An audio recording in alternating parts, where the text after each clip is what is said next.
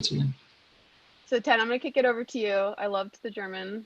I will remember that for the next time I introduce you. I promise. And you tell people about your background and what we'll be doing today.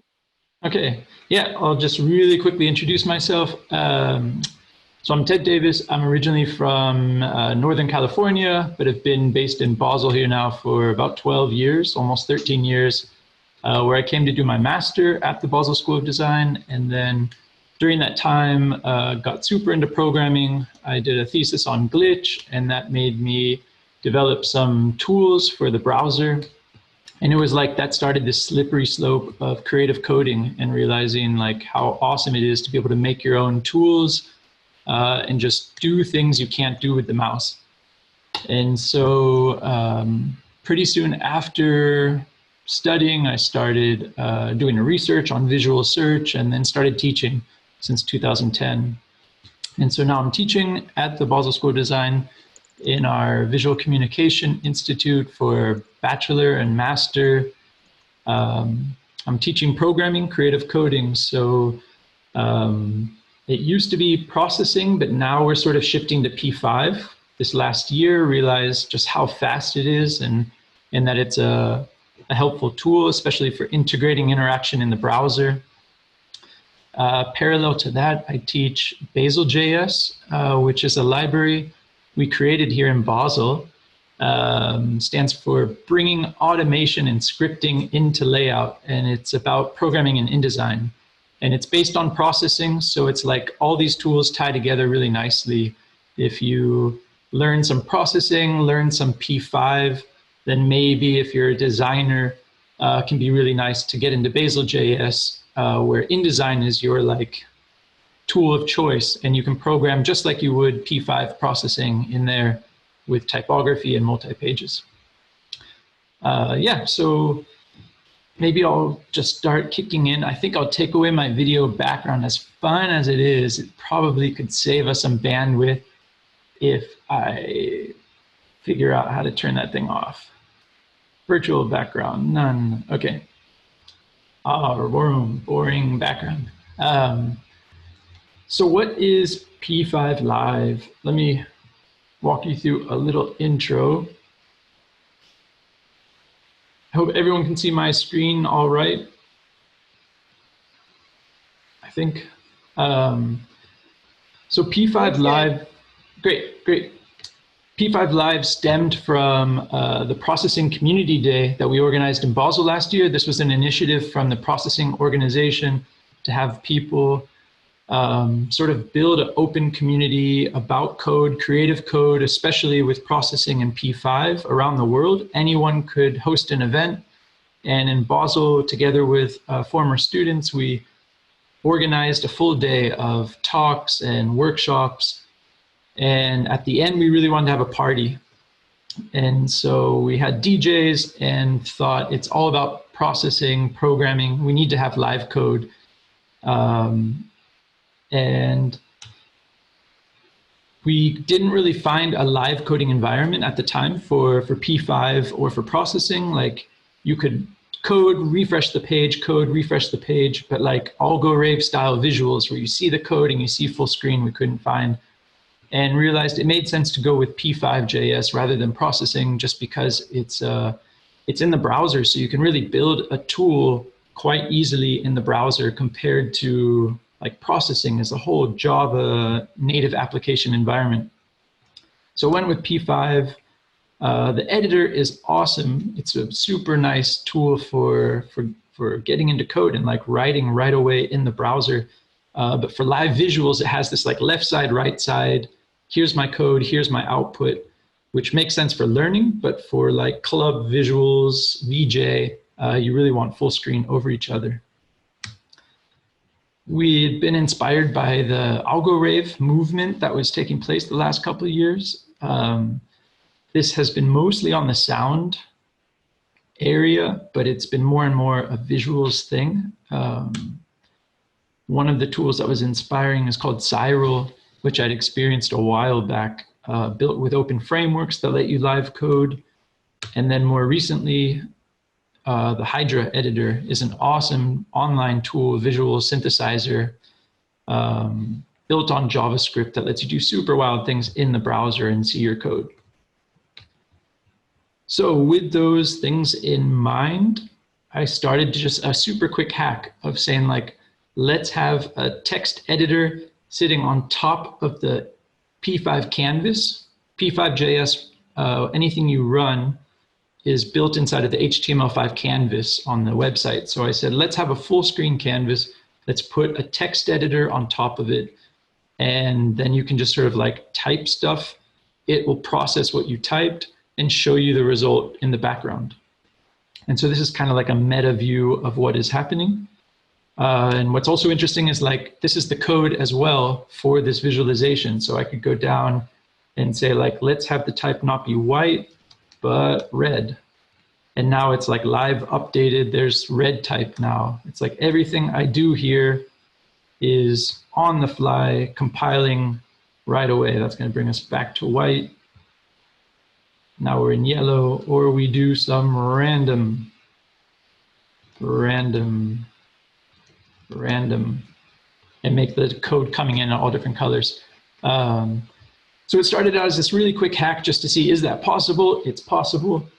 Then started to build a little tool, and you had to be able to save your sketches. It had to be able to catch bugs, and it just evolved into a richer and richer tool that I called P5 Live, because it's like using P5.js in a live visual sense. And one of the key features that I added to it that we'll test out, it should work hopefully, is co-coding, which is the idea that like we're so used to things like Google Docs where we can all sit inside of the same room or an Etherpad and type together. It's like, why not code together? And so it has a function that I encourage you to also try out. It's super fun in this time where we have to be at home, where you can just set up a co-code room, share the link with someone, and then you hang out and just jam with them. And every update you make, you both see running on your own computer. So we'll get into that in a bit later.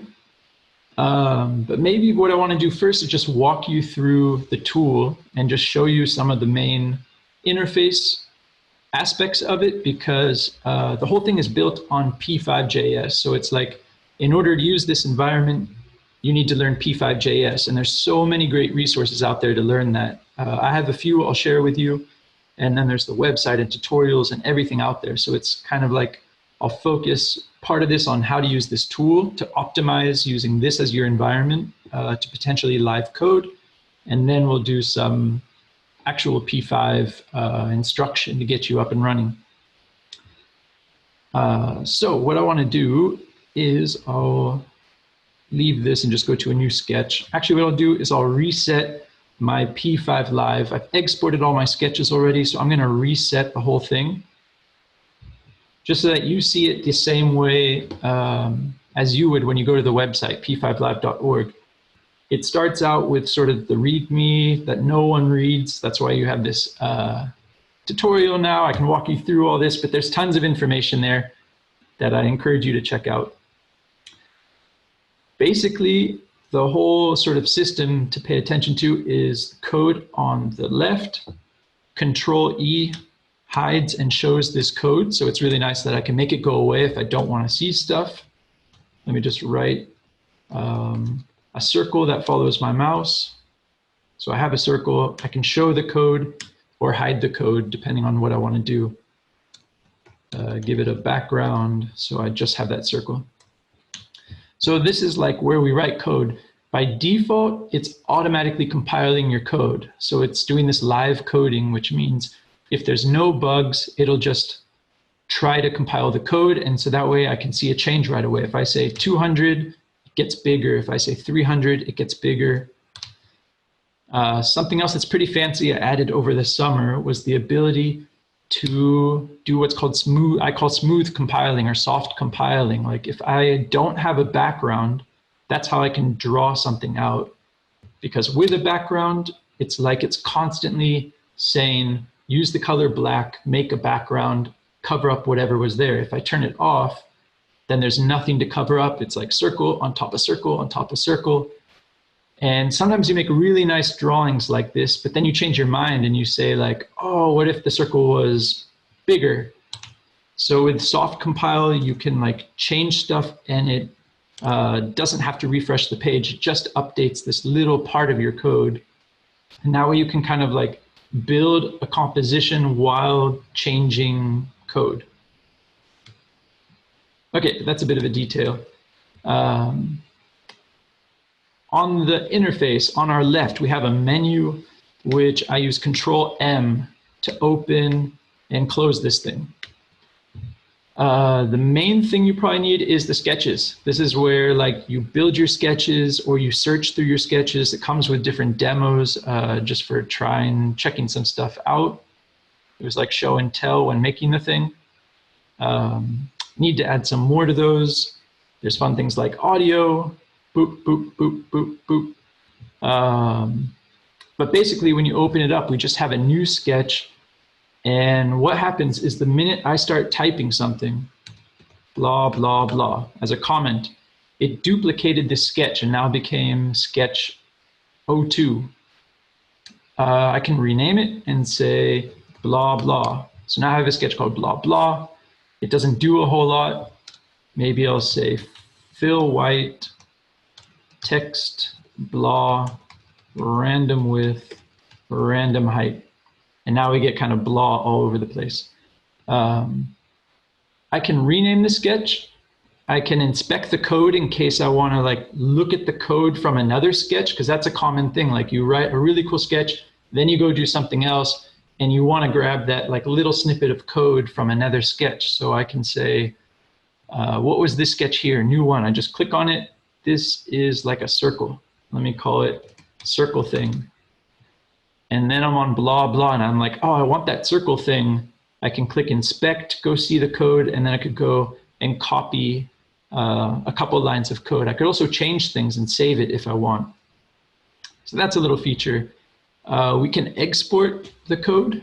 So this is really nice to share with someone. I can say export, it just downloaded it as a file that I could import again. And I could trash it, of course. You can make new sketches. I can clone the sketch. So maybe I like blah, blah, and I want a clone of it. And here I want to say the fill is random. This way it's like shades of gray. It's not just white. So we can clone things. We can make a folder, and I could say, I am organized.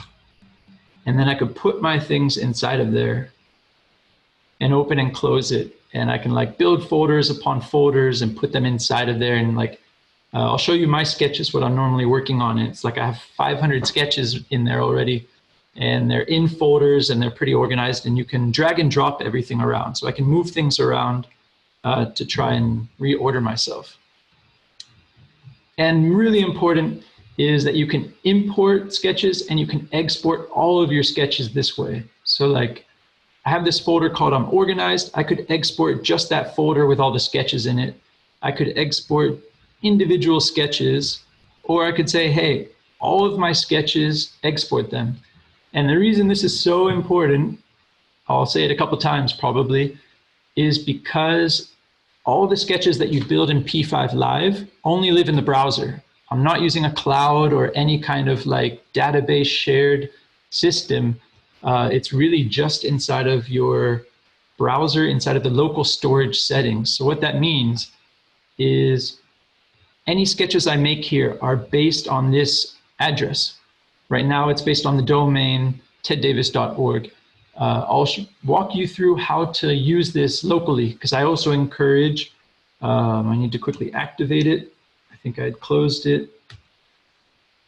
Let me just reactivate an offline version of it and say Python start.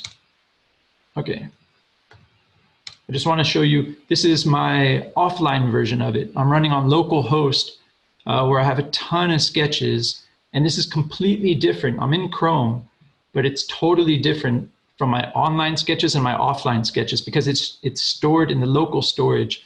So what that means, it's good for privacy, it's good for everything. The only downside is if you like to clear your browser settings and tell it like, hey, I left the browser, trash all my cache and everything, you'll lose all your sketches. So it's up to you to either give the website the allowance to not be cleared or to regularly export these sketches. The nice thing is that you can just, download them. I'll reset my whole P5 Live just to show it. I'm back at fresh start. Now I'll import those sketches. It asks me, do you want to import those? I say yes, and now I'm back exactly where I was. So this is really useful also to change browsers, to say like, Chrome is great for audio reaction. I want to use Safari or Firefox for something else. So that's important for importing, exporting. You can always get the About section. I heard that browsers are soon implementing auto purge. Uh-oh. That's good to know. Thank you for the tip. I wouldn't be surprised because it's also questionable what kind of storage is hanging out in there and if it can be read and whatnot.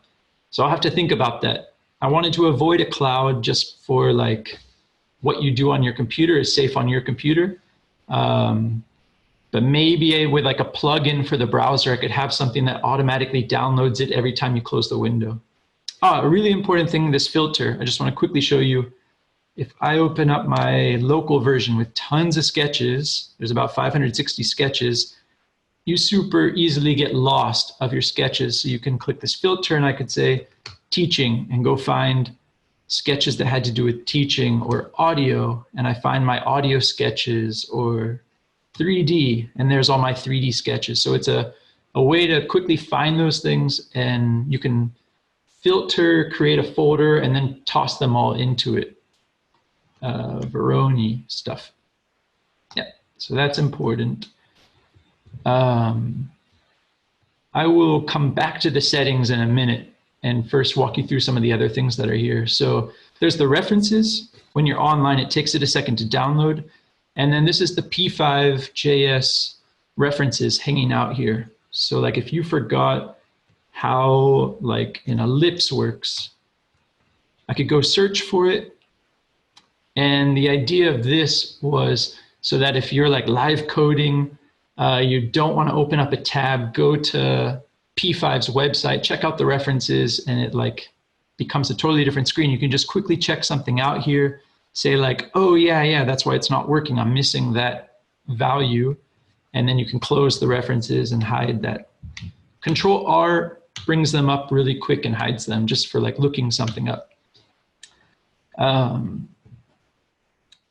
The other two really useful things are to take a snapshot of your code and export an HTML page. So if I have my blah blah thing here, after this builds up for a little while, I might want to save a picture of it, and I can press Control S as the shortcut, or I can press this little export snapshot. So I'll wait till it loads a bit more, press it, and what it does by default is download two things. It downloads, I'm not sharing my whole screen, so you're only seeing Chrome.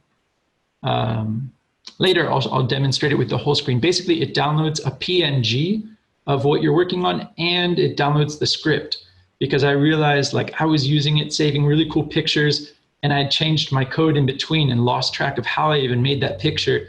So it's like an interesting way to try and archive both your code and the picture that made that code, either for process or just for sharing ideas.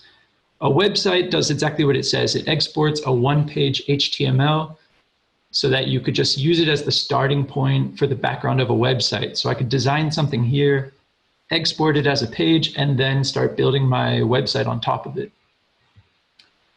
In the settings,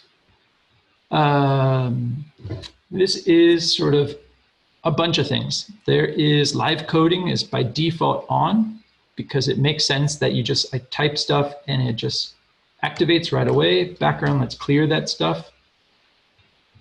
Echo mode is on by default, which means if I go and switch to another tab and go look at something totally different, it'll pause P5.js. That way it's not using any of my computer resources. So that's nice to have on unless you're doing something weird and you want it downloading or processing stuff in the background, then maybe you want to turn that thing off. we can ignore, like cursor is just like, do I see a cursor when I turn off the code? If I turn it off, I have no cursor, which can be nice for something like, where was my circle thing? Like my circle thing, I don't need to see my cursor when it's like hiding the code. Maybe I just want the circle without the cursor so I can turn this on and off. Console is the little debug thing at the bottom. When you learn how to use that, I'll say hello, and that's down here in the lower corner, which is nice for like debugging information and saying like, what is this random number I asked for? Let me turn that off. This menu tab, I don't know if you can see it. There's on the right, there's like a little arrow that lets me open and close this menu. I made it pretty transparent so you wouldn't see it on projection when doing visuals, but I actually like to turn it off totally, and now it's not there, and I have to remember Control M opens and closes the menu, Control comma opens and closes the settings. So it's up to you if that thing's there. This is turning on and off the snapshot of the code. If that's included, you can turn on line numbers. You can, I'll tell you about autocomplete in a little bit. This is like to help you code and like, as I type ellipse and I forget what the function is, I can have it bring up, I have the P5 references as part of autocomplete in here. So like you can say, oh yeah, that's what I need for an ellipse, and then start filling it in. Yeah, I can lock the code on drag, which means if I'm like moving my mouse, it doesn't let the code like drag all over the place. It's kind of useful. I can disable the keys that I'm typing while coding from going into the P5 sketch. And little notifications, these are like, if I turn on and off autocomplete, it's a little notification in the upper right, like letting me know I activated and deactivated this. This is way more than you ever wanted to know about this tool, but I just want to point out those things that are there. We can change the code size by typing it in or using control keys. We can set up our nice theme and change what everything looks like. And what's really important and new only since a couple weeks is changing shortcuts, because I was a jerk and program on a Mac, so I didn't care about control key and everything was based on control, and then I killed people's copy on PC. So now you can easily change this stuff. You just click on it and give it a new command toggle, and then you can, yeah, have no problem with that. In auto compile, when I change stuff, it just happens right away. I'll change this to 150, and it should have changed. Oh, because I turned off my live. No, I left it on. Let's see, refresh. 50, there we go. 0. So it's automatically changing while I do things. That was one of the settings, is like how long does it wait until it tries to compile? And it's like a game of how fast can you type versus how quickly does it try to compile and like have a bug. But basically, if it's ever not compiling, if you feel like you're doing something and it didn't update, Control Enter is the way that we recompile all of our code. Or if we turn off this live coding, you just say Control Enter. And it's also a nice way to like simply clear the background. If I'm drawing a bunch of stuff out, I press Control Enter and it refreshes the code. And then I kind of get like a quick, easy way of erasing stuff. I think that's like the crash course on most of the functions, except for co-coding, which we'll get to in a minute. But maybe I give the opportunity if there are any questions about interface, about this. When co-coding, can anyone do a Control Enter? Yeah, I'll get into that. Basically, I have the ability to lock the room because like it started out as just fun, let's jam together. And then I wanted to use it. Maybe I'll just go right into co-coding. I'm going to create it and lock it. I'm going to lock down. So I started co-coding as like, hey, we're using the internet, let's code together. And it's super fun with just two people. Like with one other person, you trust them, you end up talking as comments to each other. But then I realized it might be really nice to teach with, like to use in the classroom. to demonstrate something, to let everyone be in there. And then I realized if there's 25 people in there, you're going to have a bug like super fast of just everyone hammering on their keyboards. So when I activate co-coding, I just press the button. It started a session. I have a unique number on the top here, which I'll give you in the chat. Let me go to the chat. And I welcome you all to join me there. Let's see how it works. All right, we already have some people. You can click on your name. Just click on your name. You're the very top person. And then you can say who you are and what cursor color you want to have. So I will make myself a shade of orange. Whoops. And say OK. Did it work? It did not work. Why didn't it work? I have to say set. Set. OK, there we go. Yeah, so you can give yourself a name. What I did is I've already locked down the room. So I'm kind of being a jerk, but basically at the moment, no one can type anything. You're all hanging out in there. And someone already figured out how to request editing access. This is similar to Zoom where you can like wave your hand and I can say no, no, and be an extra jerk. And basically, so the options that we have here, it tells me how many people are in the room. I can see where your cursors are. If I go hello there, hopefully you all see it on your code, it's showing you what I just typed.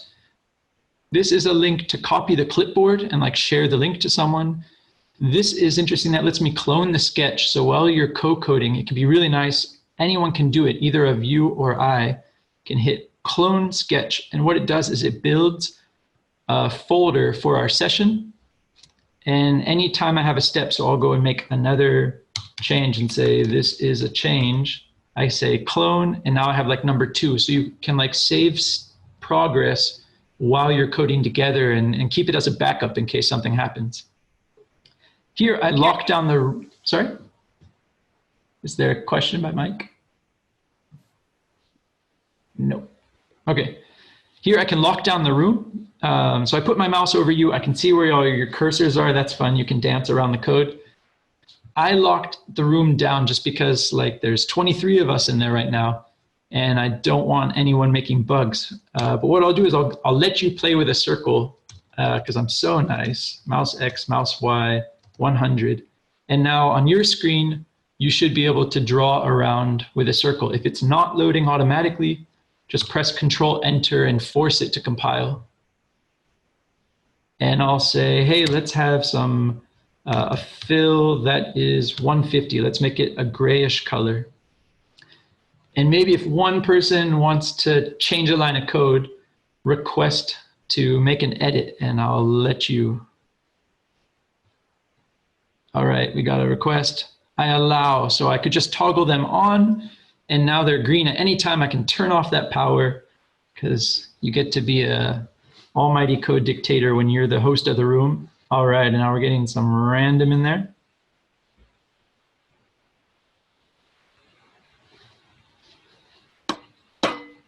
A random red, a random green, a random blue.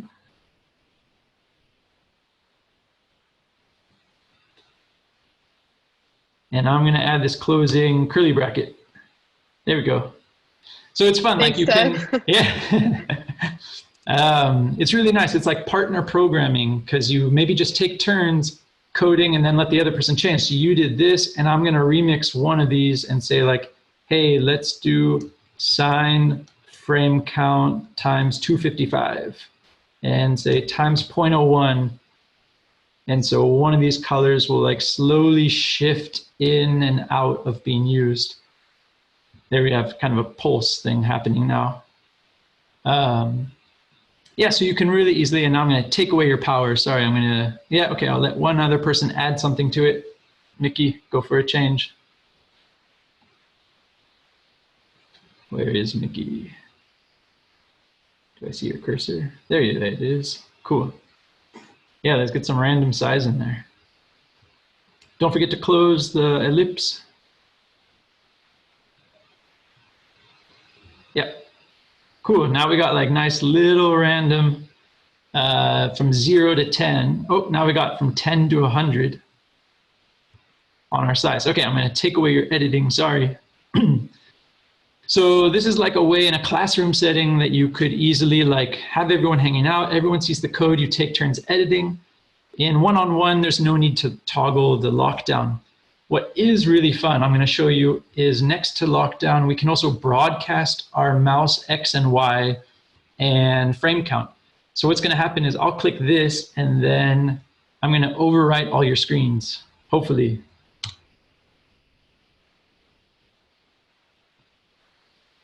Hopefully you see this on your screen too. Yeah, cool.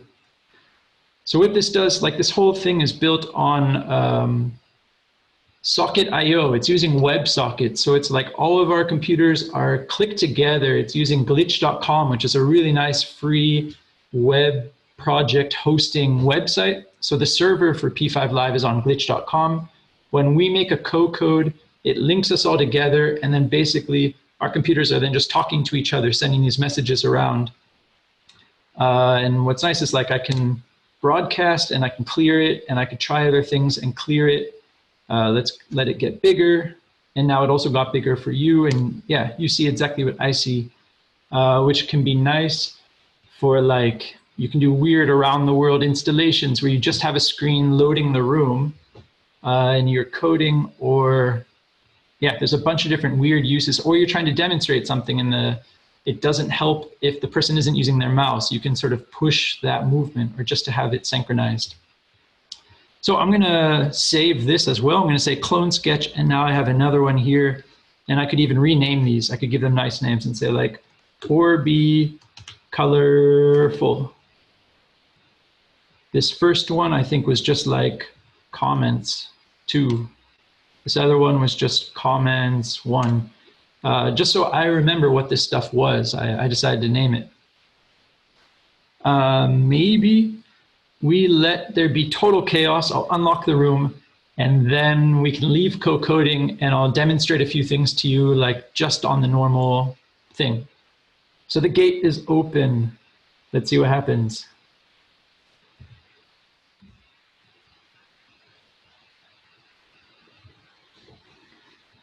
And something I still have to figure out is like, I recommend to not copy paste things. Don't undo things, because basically it's trying to keep in sync every key press with one another. So it's really easy to get kind of botched. Interesting, what is the mouse wheel? I don't know if I know mouse wheel. Cool, we got an array going. Ooh, we're gonna get a class already. Whoa, okay.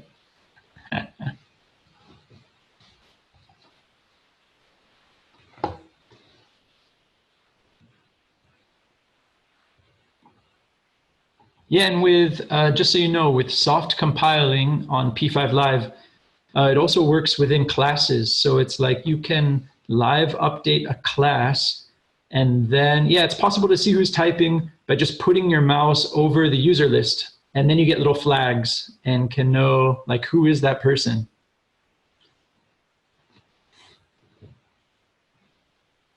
Yeah, and then we can see it's cool. We can see 2, 3 people hanging out and they're building this class together. So when you live update a class, like using soft compiling in P5 Live, it won't change copies of the class that already exist. It'll only be for new instances of it, but functions that the class have, you can sometimes change those on the fly. You just have to mess around with it and see how it's going. Okay, yeah, let's get a display for our droplets.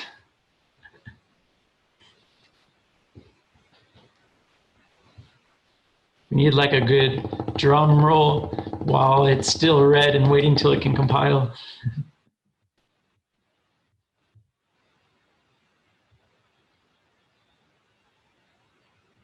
Yeah, maybe will you build the class? I'll already start to get ready for some of the using of it. Like how about rain max? Let's have like 20 things of rain at the most. Maybe we'll have like a function mouse pressed. Let's add the drops to the rain. So I'm going to say rain.push a new droplet.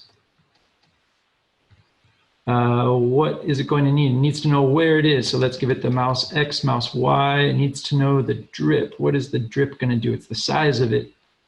So let's start it off at 5 maybe. And the color, it needs to know the color. Let's say color random 255.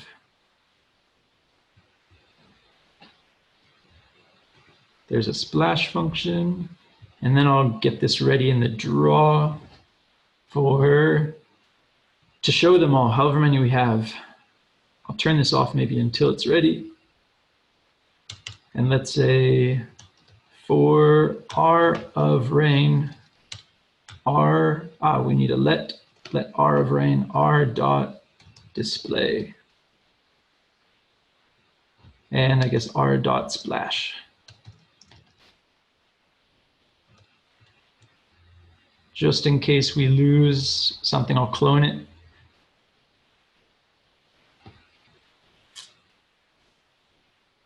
Okay, so that's making drip get bigger. Cool, let's see if this works. And let's say something like, if our dot length is ever bigger than our rain max, rain, is it rain or rains? Rain equals rain dot splice 1. So we'll get rid of 1 and see if that works. Let's see if we can already run this code. Oh, we need a comma there instead of a period. Mouse wheel, I think this was maybe like mouse X, maybe. And can I compile yet? Not quite. We are, why do we have an error? Let's find the error. R.splash. Let rain max class drop. This dot drop, this dot call. Class droplet. Do we not, is it possible that we don't need the curly guys? Yeah, this is tricky. I think it's with ES6 JavaScript. You don't need those little curly guys for the class, just the name, the curly bracket open closes, and then a constructor. And now let's see if this works with adding one. No. We also don't need function. I think we can leave that off actually.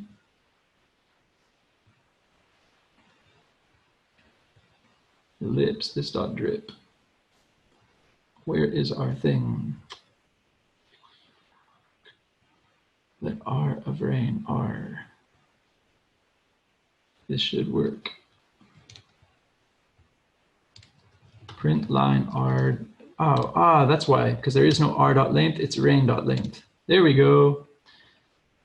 Yay, now we can click and we have these droplets like appearing. Clone the sketch.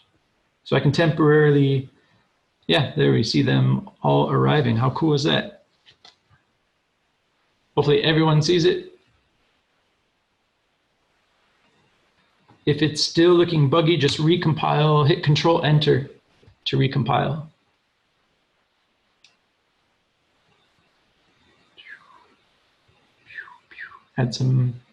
Add some droplets. Let me clone it and give this a nice name so we can share and look at it later. Let's call it co-coding droplets.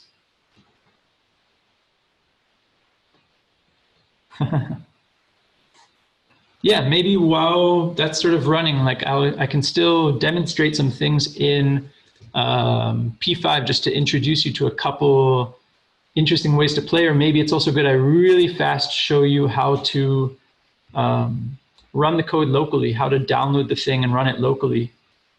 But are there any general questions people want to ask about co-coding or the environment?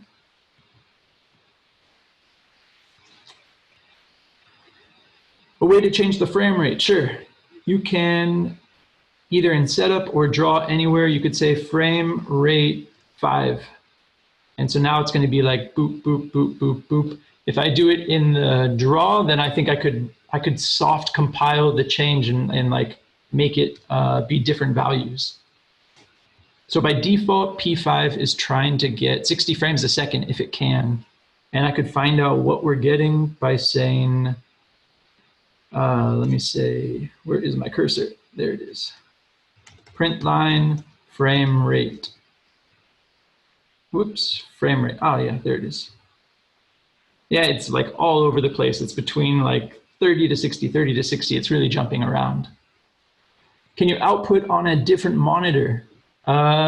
Technically, yes, you could.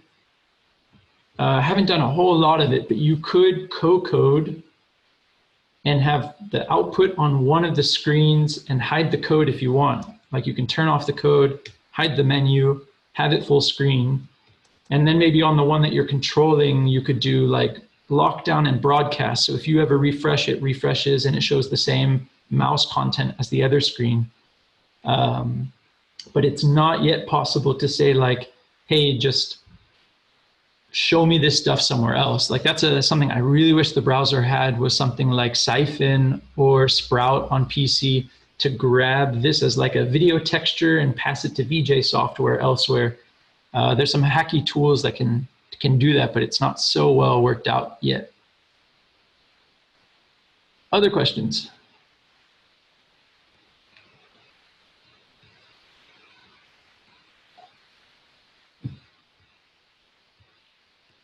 Ooh, now we got nice square droplets.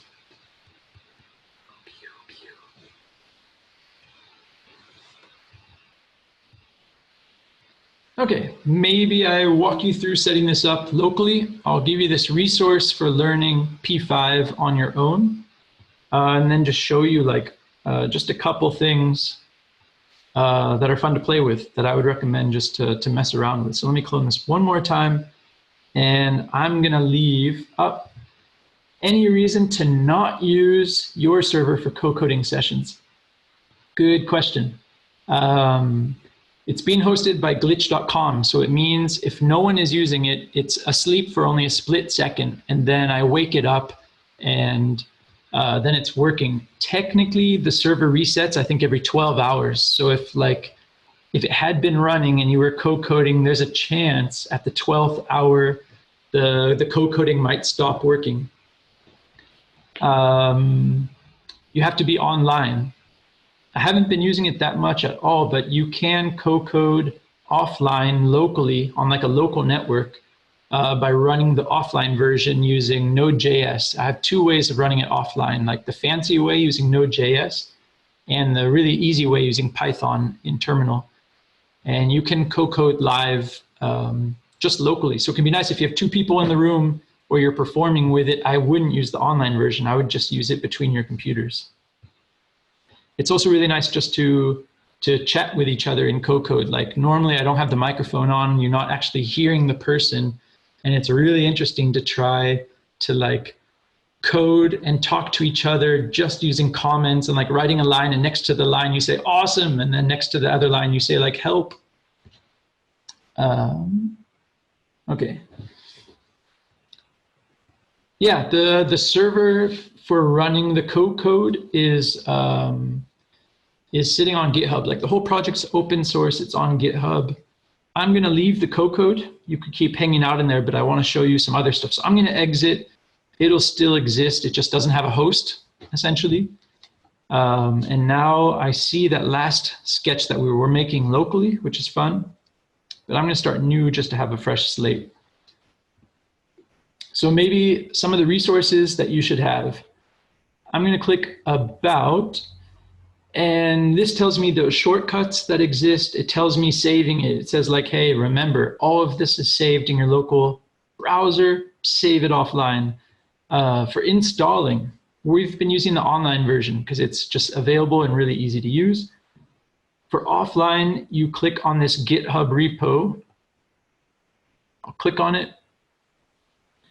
And this is, all of a sudden got really bright.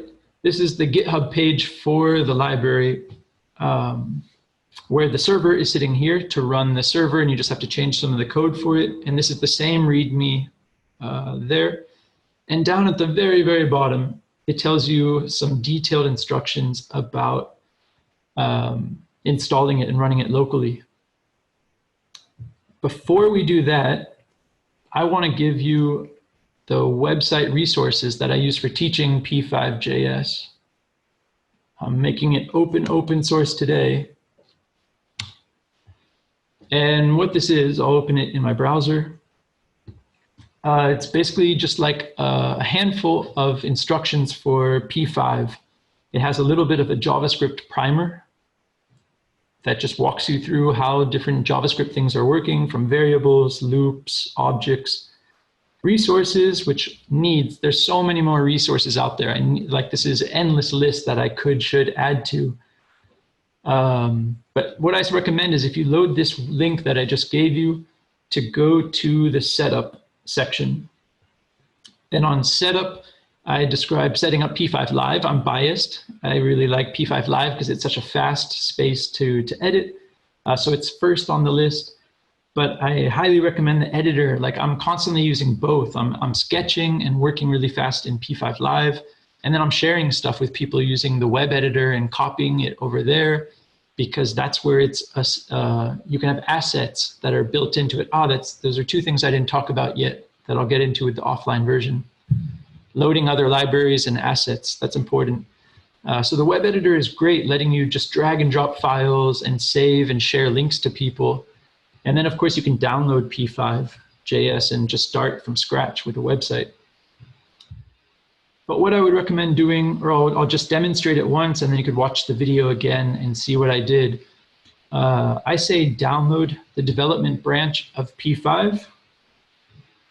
And what I'm going to do is I'm going to change my screen share to be my whole screen instead of just Chrome. So let me stop the share and lose track of where my screen is and say share. My entire desktop, optimized for video. Okay, share. So now you should see everything. I'm going to bring back all of the chat and stuff so I can see you all again. Somehow I lost the video of people. Where did that guy go? Okay, I can't see you anymore.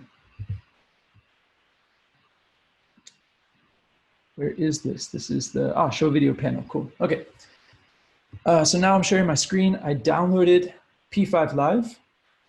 So what you do is you go to your downloads folder and open it up. This is now the 4th time I've downloaded a file called this. And basically what it does is it has sort of the fancy, it's like everything. It has the fancy version of P5 Live that you could install if you read the instructions on GitHub to use Node and NPM. And when you do that, then you can talk to P5 Live using OSC, Open Sound Control, which is super cool to interact with musicians, because like Midi and OSC are ways to send signals between computers and networks. And so with OSC, you can do performances with someone who makes music and you react to visuals, or you can co-code. But a really fast way to get up and running offline is to just download the folder. You open up Terminal. I can only demonstrate this on a Mac, but it's really similar on a PC. And you type CD for change directory, and you drag and drop the folder into the window and hit enter. So now I'm inside of this folder that I just downloaded. Hopefully you can see this terminal window. I hope so. Yep, okay, great. So I can close the download. So now I'm inside of that folder, and on the setup here, it says all you have to do is do this: Python, simple server, and a port. And what this does is, on Mac, you already have Python on your computer. On Windows, you usually have to install it. And in Terminal, I can paste. And if I run this, it's going to run the, like I said before, it's storing all your P5 stuff based on domain and port. So for my offline, I use port 5000 for everything. So I'm going to run this. Oops, I'm already in use in a different program. Let's hide that and do it again. First, let's clear and get rid of all that noise. Okay, now I'm running on port 5000, so I can open up the browser and say localhost 5000. And here I see, this is like my main working environment. I'm on port 5000 and I have 500 something sketches there. And I'm going to export them all just to be safe. I could restart, but what's interesting is if I stop the server and run it again and say port 5001.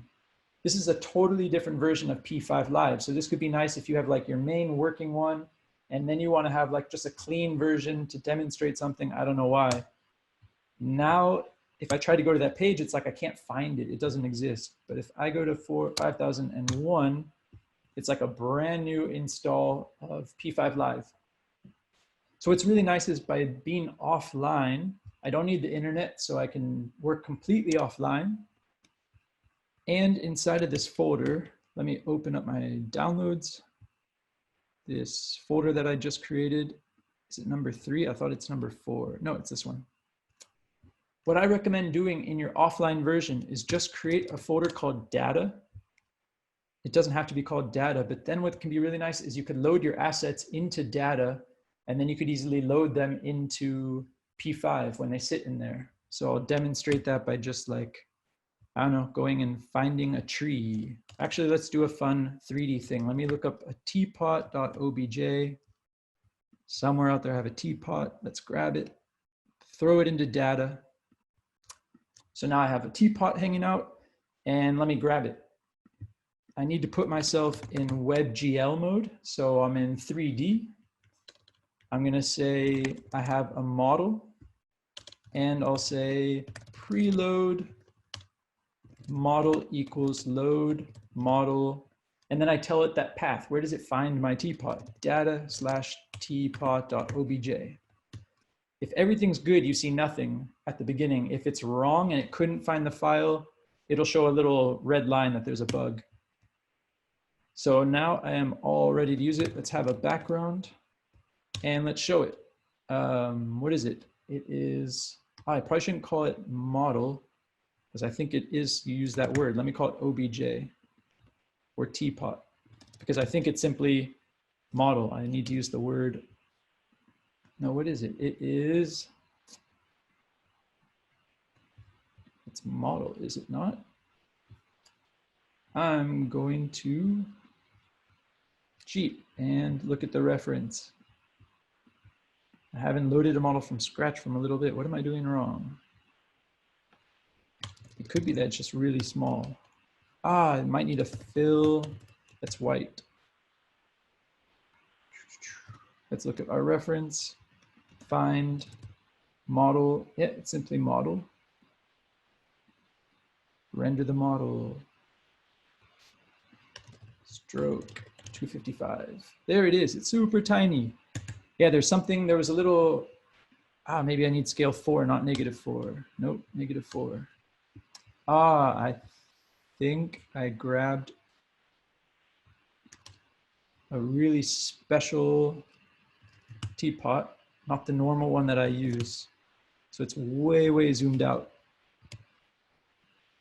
Okay, this was one where I could put a texture on it.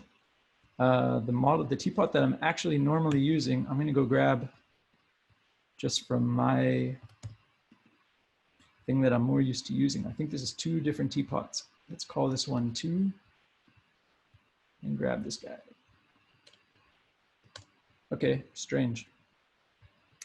Oh well, rotate Y, radians, frame count. We can spin this thing around. Let's say fill, there we go, a wireframe teapot.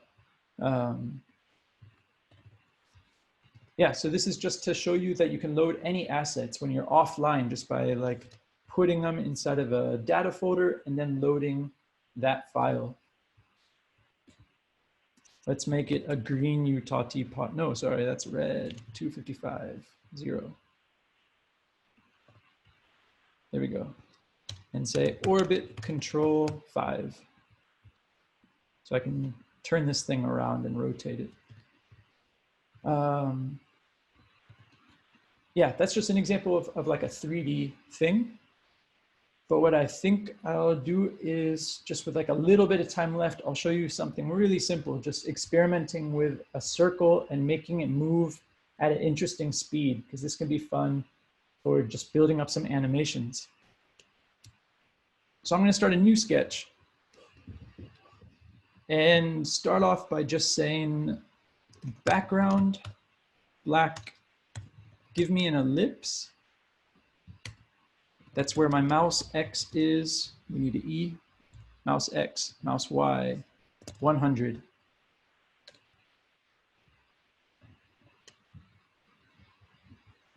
This is something really nice, using the mouse X and Y. If you're new to where did you originally find the teapot?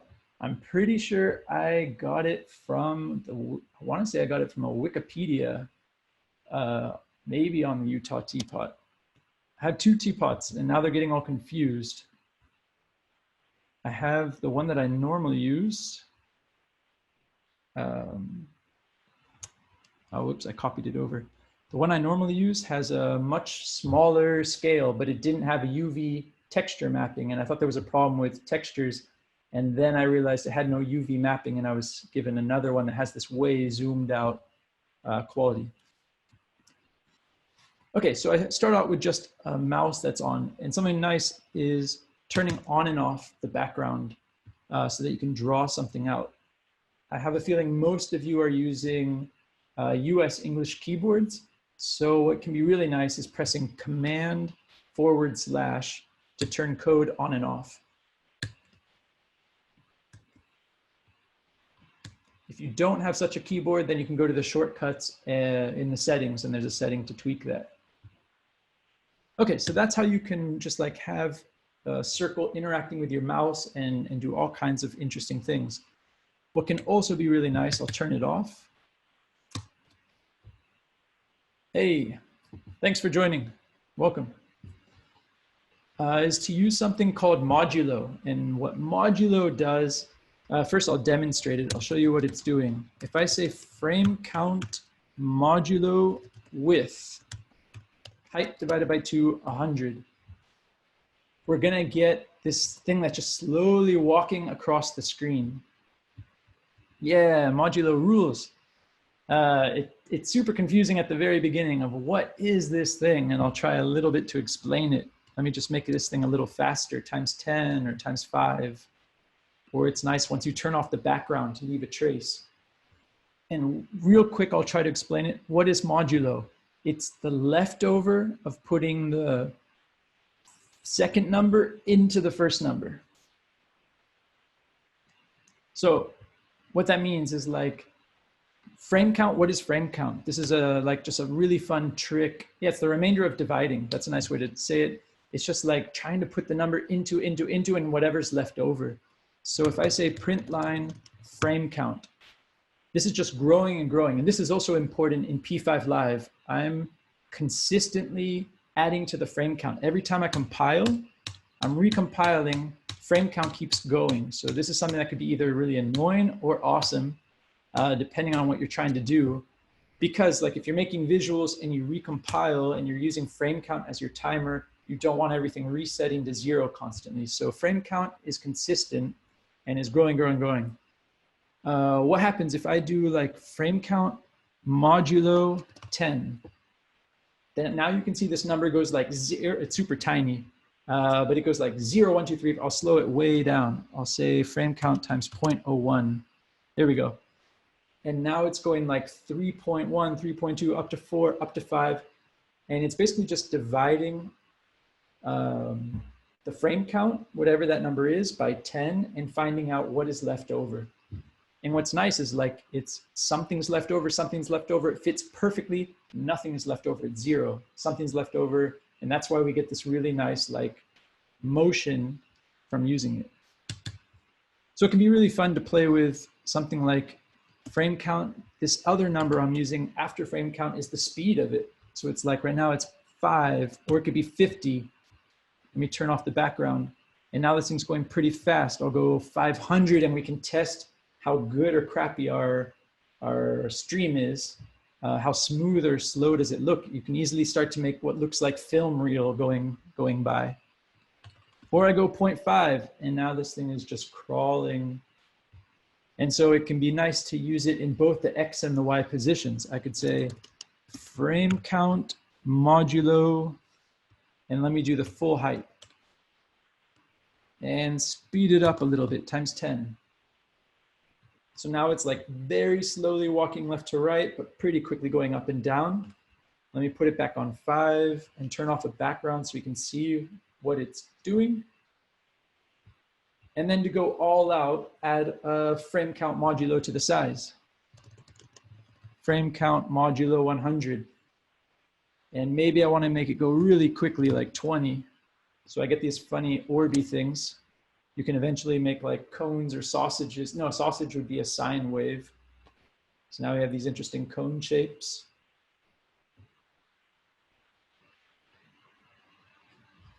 And something else that's really nice to play with background. I've had background on or off.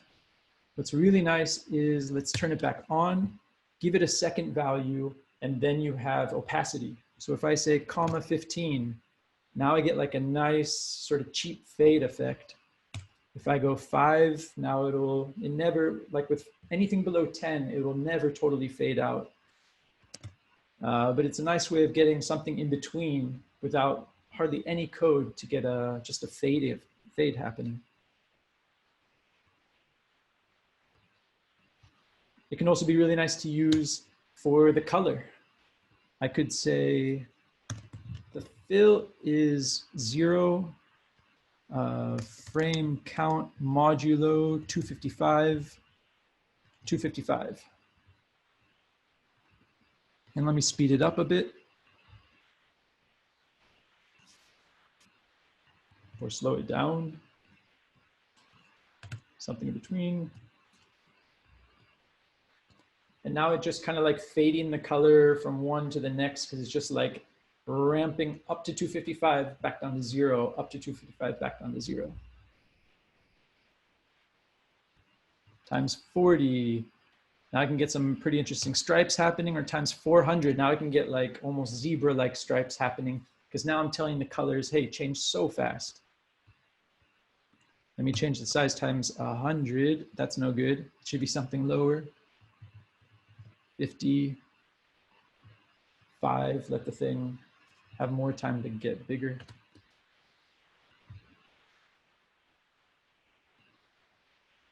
Yeah, any questions about modulo or what that's doing? Like how we had an OBJ in the data folder could have sound samples. Totally. No, it's not out of topic at all. Anything that you have in that data folder, you could load when you know how to do it in P5. So for audio, I need to remember if the P5 sound library, it is in here. So the sound library is also in the references, but better yet, if you're not VJing, it's way better, quicker to go to the actual reference page for loading an MP3. So like if I went to, yeah, you just would go and read like, how do I load a file? How do I play it? And then add that code, and it would be the same path of finding it in your data. p5js.org/references. P5 sound library, load and play a sound file. Let's do it real quick, or I'll just demonstrate it once. You have to say, this is my sound file. These are the formats you're looking for. This is the file. And then on a mouse press, they have it set up on canvas pressed that it plays a sound. Okay, let me try it out. Don't know if my sound is being, do you hear me popping my sound? Yeah. Okay, cool. Then I'm transferring my sound. Okay, let me go grab a sound file. What is the shortest, smallest sound file I have by size? That is not as actual sound. That's a 3 megabyte file. Okay, let's try loading that. Hopefully it won't get the video in trouble on YouTube. If it recognizes it, I doubt it. We'll just call this sound or music. Oh, let's give proper credit where it is. Okay, let's copy it exactly like it is. So what do I need to do? I need to say I have a sound.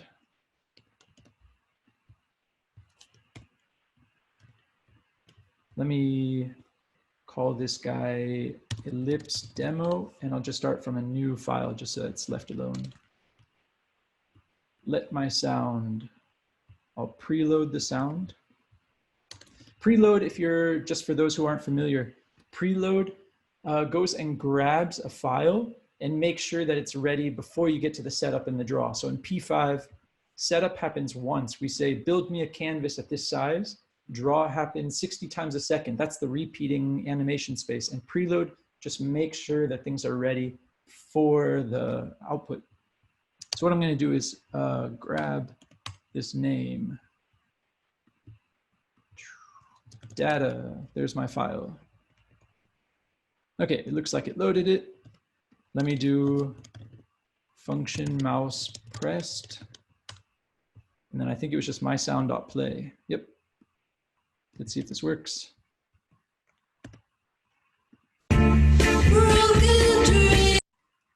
Oh, it's gone. Ah, I might have been glitching this file. That might be a bad MP3. Hey, Ted, I have to jump off for my next meeting, but thank you so much for hosting this and teaching us all P5 Live. And everybody, I'll be sharing the video on our Instagram, a link to the video on our Instagram once we edit it and share it to YouTube. So you can catch back up on things that Ted talked about today and go through it again. And please share. And please share anything that you make with us. All right, Ted, I'll talk to you later. Thanks. Okay, ciao. I had a little, yeah, let's just check that it worked.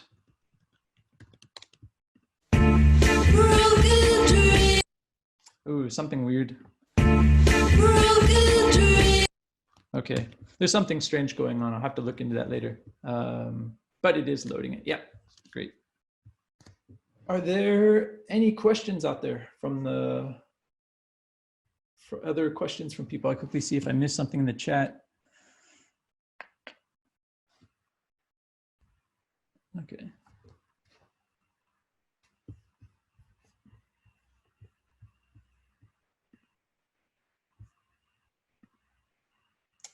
Out of curiosity, why is it called P5?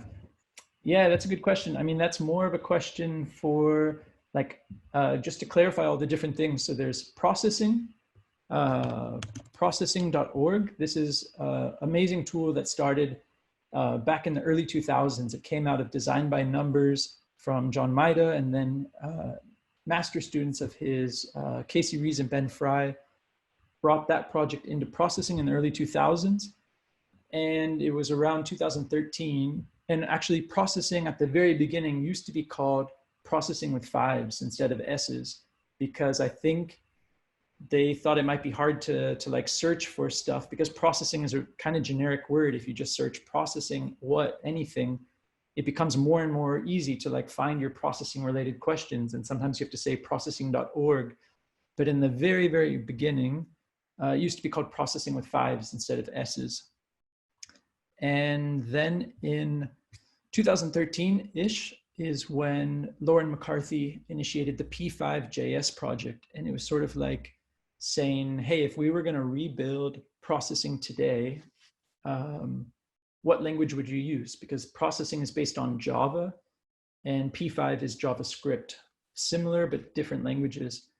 And I believe, although I haven't asked, but I'm guessing the name P5 came from this maybe early iteration of processing having the 5s in the name.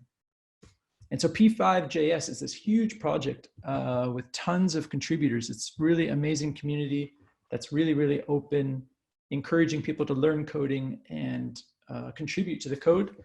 And P5 Live is like just one code editor to let you play with that whole library. So it's like there's live coding environments for different languages out there, 3JS, Hydra, etc. And this is the tool for P5. Other questions?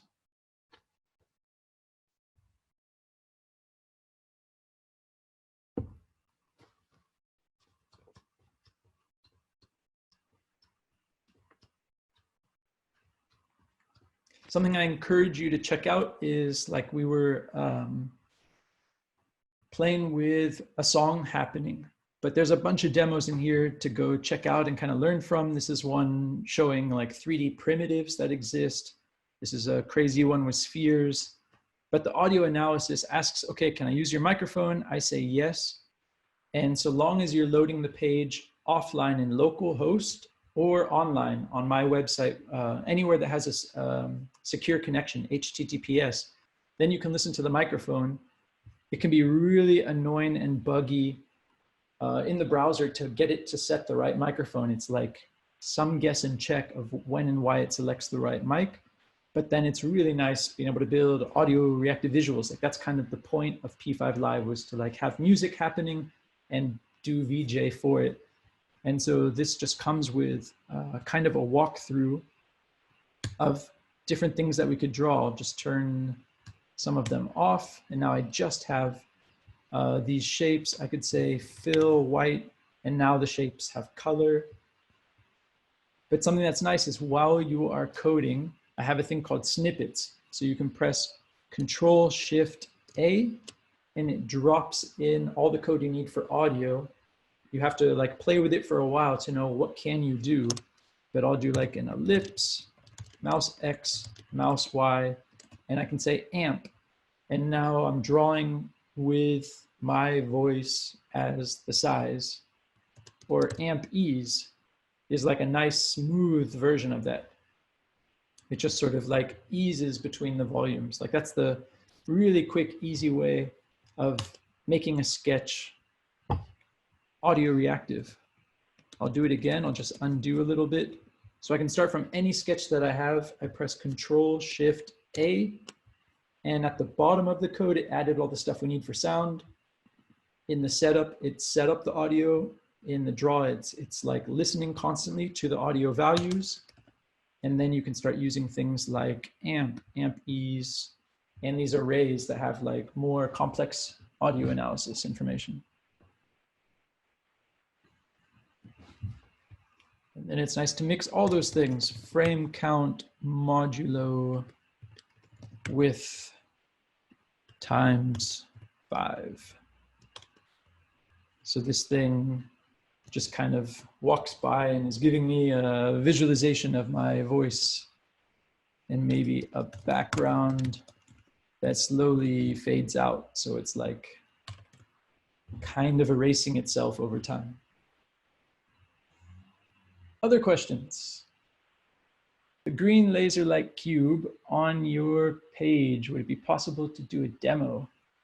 The green laser-like cube.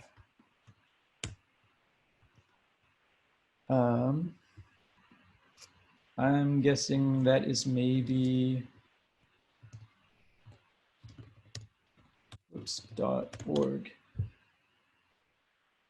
Is that this thingy? Yeah. Yeah, I can try it. It's like not just a few lines of code, but I can show you the basis of how some of those things are happening. Yeah, so what's happening here?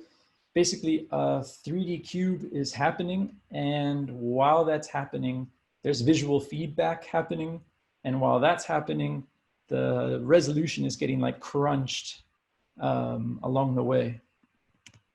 So I'll try and demonstrate something kind of similar.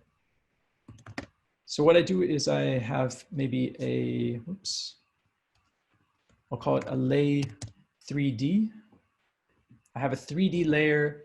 Actually, I'm just going to call it lay for layer. And what that's doing is I'm going to draw my 3D stuff to a layer, because for the visual feedback, I want to have that be used. And then I'm going to have a feedback layer. I call it FB. So I'm going to say lay equals create graphics with height WebGL. So it's a 3D layer. It can handle 3D stuff. And then I'm going to say lay.reset, lay.clear, because I don't want a background. Reset is necessary when doing transformations like rotation. Lay.box, and I'll have the thing be like height divided by 3. And let's see what it looks like. Image, lay, 0, 0. So there's that box. Hard to tell. Let me say lay.fill is 0. And lay.stroke is 255. Okay. There's a slight bug in the current version. I think that there's something funny with fill. It got fixed. No fill. But I think, oh no, it's working. Okay, fine. So let me rotate the thing and have that happening. Rotate Y, radians, frame count. So this thing's just kind of spinning around. And right now there's no background on my layer. Like here I'm drawing, this is all being drawn to a layer. It's an off-screen buffer. So every time I said lay dot, it's on that buffer. Here I could have a background. And then it would be clearing the thing. The benefit of drawing my 3D stuff to a layer is that then it's possible to have a background with an opacity like this. So now I can give this cool fading effect to this layer. But if this had been directly on the canvas, you can't have this kind of opacity in 3D mode. So it's a cool way to get to play with the background opacity and 3D at the same time. What I'm going to do is I'm going to tell actually my image mode to be centered. And that threw things off. And then I want to say translate width divided by 2, height divided by 2. Whoops, with the E. To move, so basically, I want to draw from the center out so that if I do feedback and I'm kind of zooming in and out, it's from the center, not from the corner down. Translate, move the 0, 0 point down to the center. And this image mode center said draw my images outward instead of from the corner down. What we're missing is also making this thing green. It's very important that this thing is green. Okay. To get feedback, basically what feedback is doing is I use a function called get, which grabs the screen and then you play it back, but with a slight change, like it's a little bit bigger or a little bit smaller. So I'll say FB equals get the whole screen from 0, 0 to width height. Normally the get function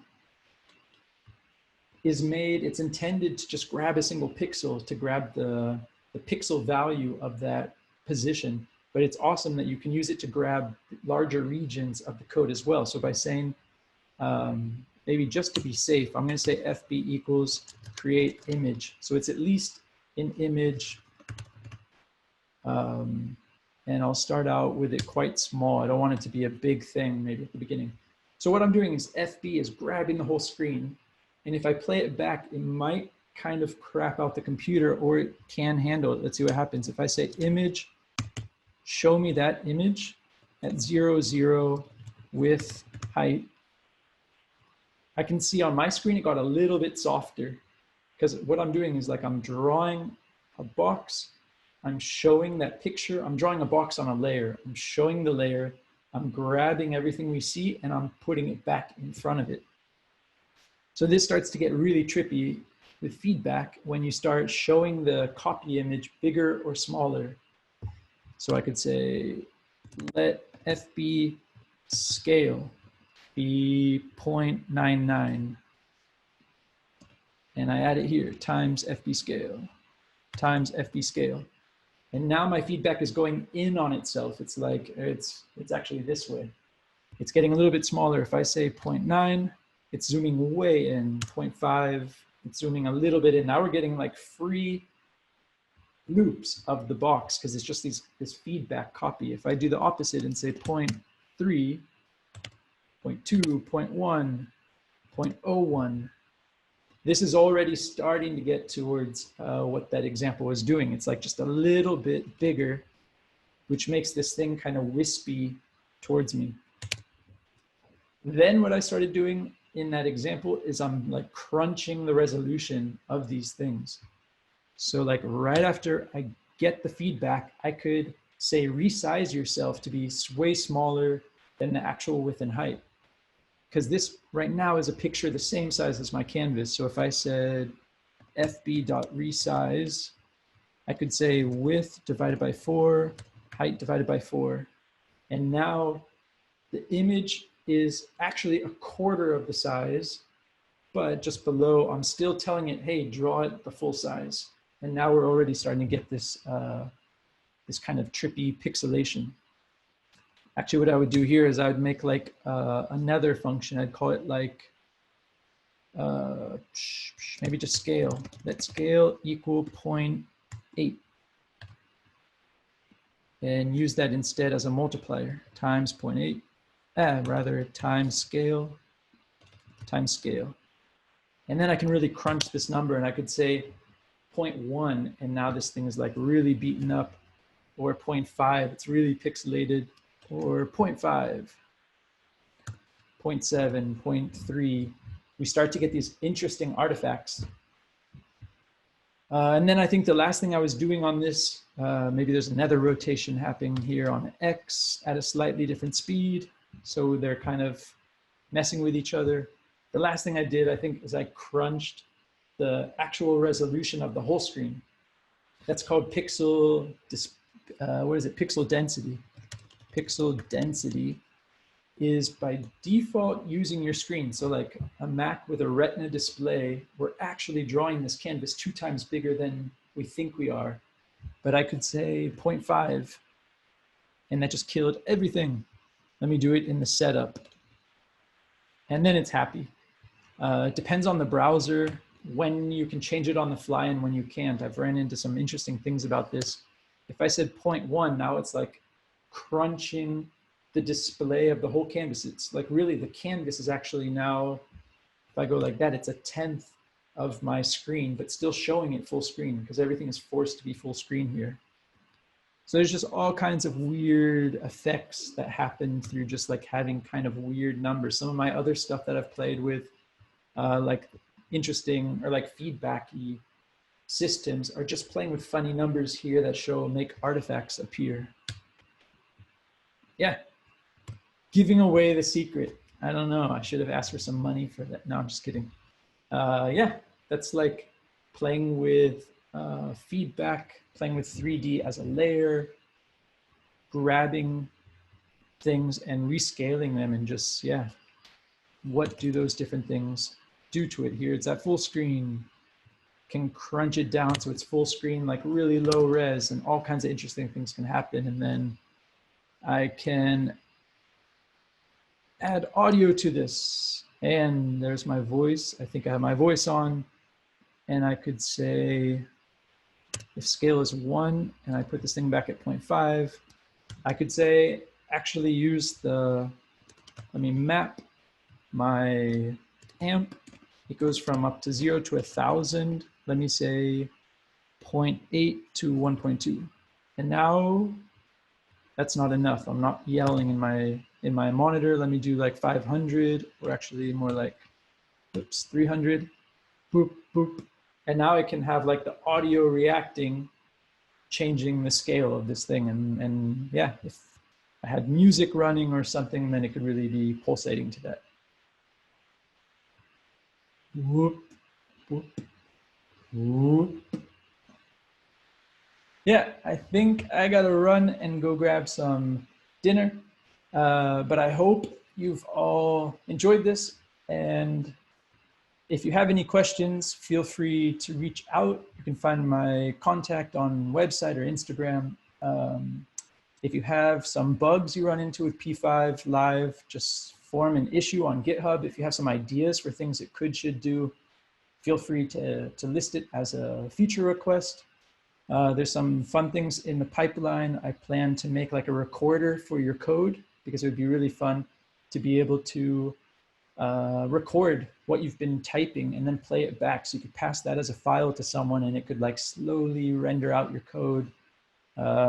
Because of all of us being at home and trying to collaborate with each other, I'm gonna work on trying to pass MIDI notes from keyboards through the system, so that you could co-code with someone and they could be playing a keyboard and you would get like which note they played and the velocity. There's a bunch of different things that are planned. But if you have ideas, feel free to share them. And yeah, I hope the resources get you up and running in P5. And when you make something awesome, please share it with me.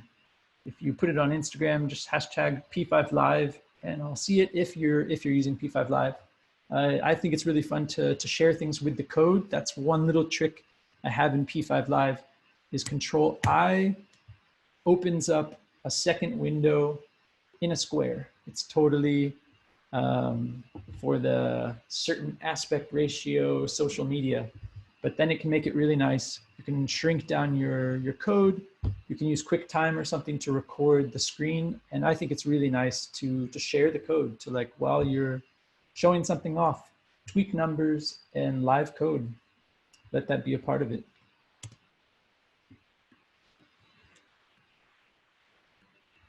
Yeah, so I wish you all a great day and happy coding.